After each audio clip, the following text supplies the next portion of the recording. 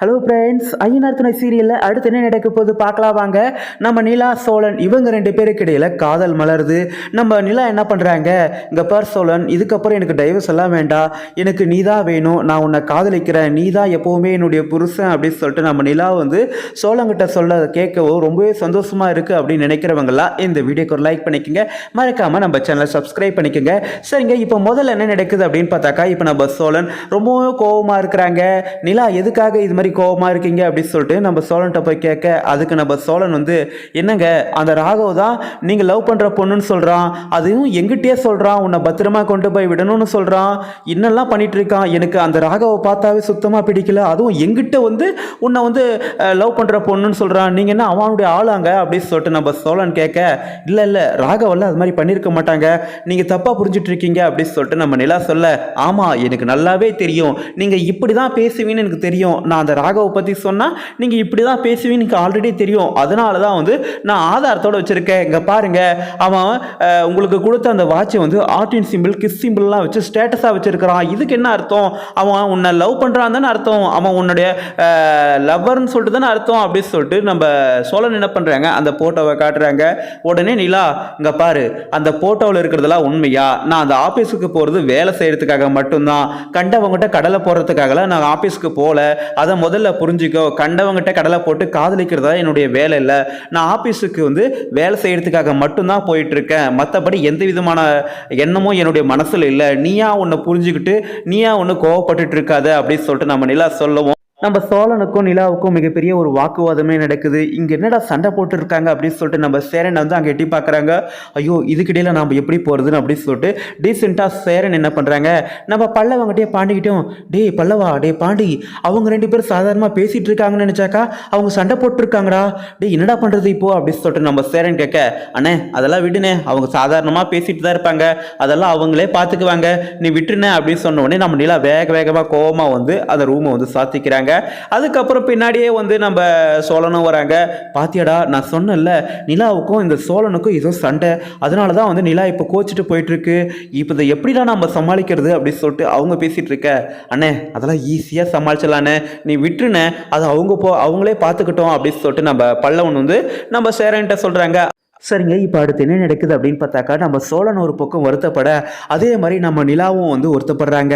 இப்போ நம்ம நிலா என்ன சொல்கிறாங்க, ஆமாம் யாராக இருந்தாலும் சோழன் வந்து கஷ்டப்பட்டு தான் செய்வான், ஏன்னா சோழன் வந்து என்ன காதலிக்கிறான், நான் சோழனை காதலிக்கிறனா கூட சோழன் வந்து என்ன காதலிக்கிறான், அவனை வந்து ஊர் ஃபுல்லாக வந்து நான் தான் அவன் பொண்டாட்டி அப்படின்னு சொல்லி சுற்றிட்டு இருக்கான், அவங்ககிட்ட போயிட்டு எந்த ஒரு பையன் போய் சொன்னாலும் கோவம் தானே படுவான், இதை நம்ம யோசிச்சு பார்க்கவே இல்லையே, சோழன் நம்ம மேலே வந்து ரொம்ப லவ்வோடு தானே இருக்கிறான், அந்த நேரத்தில் வந்து இந்த ராக வந்து அது மாதிரி சொன்னால் சோழனுக்கு கோவம் தானே வரும், அதை நம்ம வந்து சொல்லி தானே புரிய வச்சிருக்கணும், நாமளும் கொஞ்சம் ரஷ்ஷாக வந்து சோழன்கிட்ட பேசிட்டோமே அப்படின்னு சொல்லிட்டு ஒரு பக்கம் நம்ம நிலா வருத்தப்பட, அடடா நாமளும் தப்பு பண்ணிட்டோம், நிலா வந்து அந்த ராகவை காதலிக்கல, அந்த ராகவை தான் நிலாவை வந்து காதலிக்கிறதா சொல்லி சுற்றிட்டு இருக்கான், அது தெரியாமல் நாம் நிலா வந்து உனக்கு ஆள் இருக்கிறான், நீ வந்து உன் ஆளுகிட்டே போய் பேசு அப்படி இப்படின்னு சொல்லிட்டு வார்த்தையை விட்டுட்டுமே, இதனால் நிலாவோட மனசு வந்து காயமடைஞ்சிருக்குமே அப்படின்னு சொல்லிட்டு நம்ம சோழன் ஒரு பக்கமும் வருத்தப்பட்டிருக்க சமயத்தில் தான், இல்லை இதுக்கெல்லாம் ஒரு முடிவு கட்டி ஆகணும், இப்போவே அந்த ராகவிட்ட போயிட்டு எதுக்காக இது மாதிரி பண்ண அப்படின்றது நம்ம தெளிவாக கேட்டு இதுக்கு ஒரு முற்றுப்புள்ளி வைக்கணும் அப்படின்னு சொல்லிட்டு நம்ம நிலா என்ன பண்ணுறாங்க, அந்த ராகவிட்ட போய் கேட்குறாங்க, ஏன்டா இது மாதிரி பண்ண, இது மாதிரி எதுக்காக சோழங்கிட்ட வந்து நான் வந்து உன்னை லவ் பண்ணுற பொண்ணு அப்படின்னு சொல்லிட்டு என்னென்னமோ சொல்லி வச்சிருக்கிற, அந்த ஸ்டேட்டஸை வந்து ஆர்டின் கிஸ் சிம்பிள் எல்லாம் போட்டு ஸ்டேட்டஸாக வச்சிருக்கிற, யாரை கேட்டு இதெல்லாம் பண்ண, எதுக்காக இது மாதிரி பண்ண, இதனால சோழனோட மனசு எவ்வளோ கஷ்டம் அடைஞ்சிருக்கு தெரியுமா அப்படின்னு சொல்லிட்டு நம்ம நிலா கேட்குறாங்க.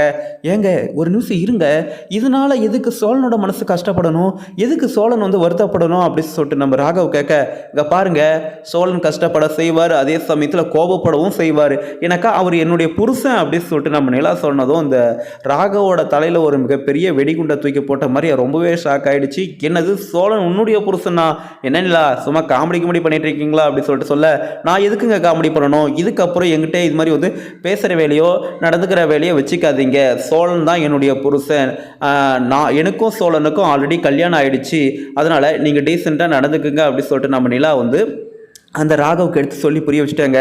ஆனால் அந்த ராகவ் வந்து சும்மா இருப்பானா? கண்டிப்பாக இருக்க மாட்டான். நம்ம நிலாவுக்கும் சோழனுக்கும் எப்படி கல்யாணம் ஆயிடுச்சு, இப்போ நிலா வந்து எதனால் சோழனோட வீட்டில் இருக்கிறாங்க அப்படின்றது எல்லாத்தையும் அலசி ஆராய்வான். அப்படி அலசி ஆராயும் போது தான் நம்ம சோழன் வந்து பொய் சொல்லி நிலாவை கல்யாணம் பண்ணி கூட்டிகிட்டு வந்ததெல்லாம் விஷயம் தெரிய வரும். அதுக்கப்புறமும் நம்ம நிலா வந்து அதை ராகவ் டார்ச்சர் பண்ணுவான். என்ன நிலா, இது வந்து நீ என்ன பிடிச்சு போய் அந்த சோழனை கல்யாணம் பண்ணிக்கிட்ட, ஒரு கட்டாயத்தால் தானே அந்த சோழன்கிட்ட வந்து நீ கல்யாணம் பண்ணிக்கிட்ட, இதெல்லாம் ஒரு பெரிய பிரச்சனை இல்லை. அது மட்டும் இல்லாமல் நீயும் சோழனும் டைவர்ஸுக்கு அப்ளை பண்ணியிருக்கலாமே, கண்டிப்பாக டைவர்ஸ் கிடைச்சிரும். அந்த டைவர்ஸ் கிடைச்சிட்ட பிறகு அதுக்கப்புறம் நம்மளுடைய வாழ்க்கையை நம்ம தொடங்கலாம் அப்படின்னு சொல்லிட்டு இந்த ராகவ் வழக்கம் போல் நம்ம நிலா கிட்ட பேசி கொடுத்துட்ருக்க.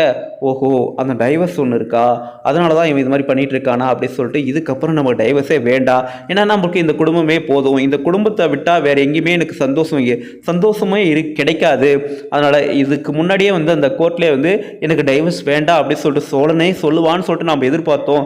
ஆனால் அவன் சொல்லலை. இதுக்கப்புறம் வந்து நம்ம தயங்கக்கூடாது, நாமளே இந்த டைவர்ஸ் வேண்டாம் அப்படின்னு சொல்லிட்டு நாமளே சொல்லிடலாம் அப்படின்னு சொல்லிட்டு நம்ம நிலாவும் என்ன பண்ணுறாங்க, நம்ம சோழன்கிட்ட போயிட்டு, இங்கே பார் சோழன், அந்த ராகவ்கிட்ட எல்லாத்தையும் தெளிவாக எடுத்து சொல்லிட்டேன், நீ தான் என்னுடைய புருஷன், இதுக்கப்புறம் இந்த மாதிரி வேலையெல்லாம் வச்சிக்காத அப்படின்றத தெளிவாக சொல்லிட்டேன்.